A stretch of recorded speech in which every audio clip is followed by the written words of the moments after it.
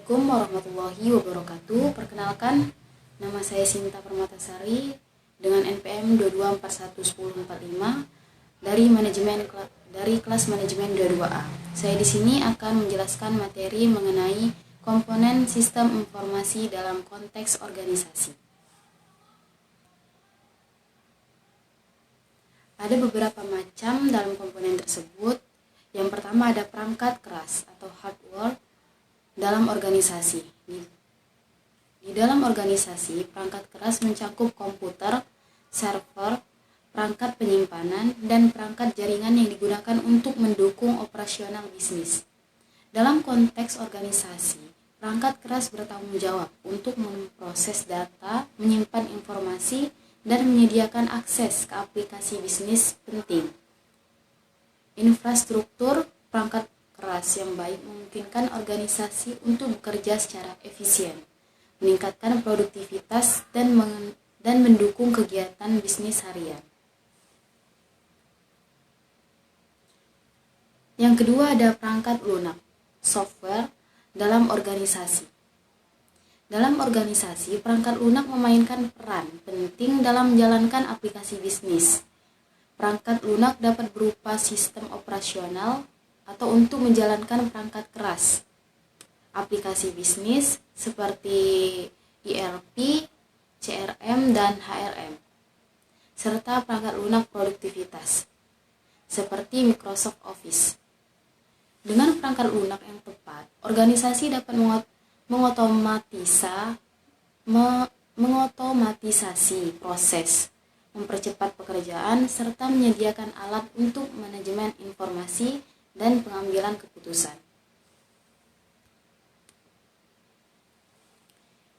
Yang ketiga ada data dalam organisasi. Data adalah elemen kunci yang digunakan dalam pengambilan keputusan. Organisasi mengumpulkan data dari berbagai sumber seperti transaksi penjualan, perilaku konsumen, dan aktivitas bisnis lainnya. Data ini diolah untuk menjadi informasi yang dapat mendukung perencanaan strategis, analisis pasar, dan pengambilan keputusan yang lebih baik. Data yang akurat dan relevan sangat penting bagi kelancaran operasional bisnis.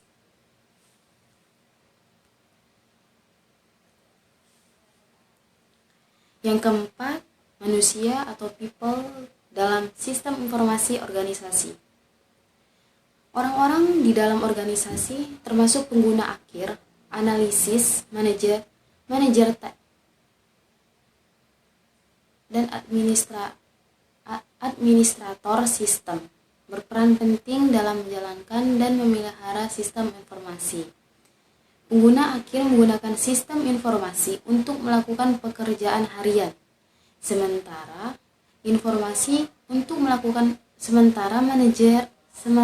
manajer dan teknisi bertanggung jawab memastikan sistem tersebut berjalan lancar. Sumber daya manusia yang kompeten dalam mengelola sistem informasi akan menentukan keberhasilan implementasi dan pemanfaatannya.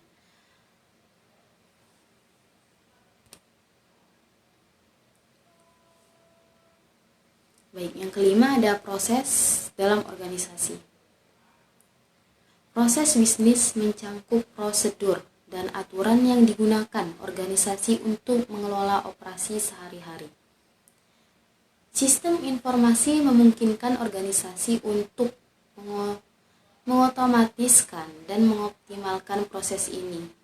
Sebagai contoh, dalam rantai pasokan, sistem informasi digunakan untuk melacak inventaris, mengelola pesanan, dan mengkoordinasikan pengiriman barang. Dengan sistem yang terintegrasi, organisasi dapat meningkatkan efisien dan mengurangi biaya operasional.